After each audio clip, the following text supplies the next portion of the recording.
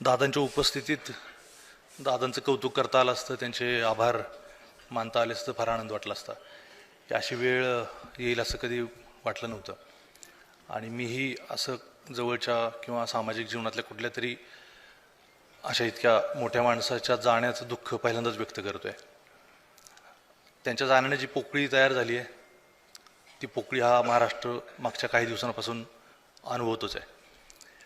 मी माझ्यासारखा म्हणजे खूप कमी वेळा दादांचा माझा संपर्क आणि संबंध आला, पण त्यांना ओळखतोय याला बरीच वर्ष झाली. माझ्यासारख्या माणसाला ही त्यांच्या जाण्यानं अत्यंत प्रचंड असं एक दुःखानं ग्रासून गेल्यासारखं होतं आहे. आणि ते जेव्हा ही घटना घडली त्या दिवसापासून माझी एकच भावना आहे की अत्यंत घरातला जवळचा कोणीतरी वडीलधारा, आधाराचा आणि कर्तृत्ववान माणूस निघून गेल्यावर जी उदासी आणि जी पोकळी तयार होते ती माझ्याही जीवनात तयार झाली आहे. मला नेमकं कळत नाही की त्यांच्या जाण्यानं जी काय पोकळी किंवा जी काही उणीव आहे ती महाराष्ट्र कसा भरून काढेल याचा अंदाज येत नाही.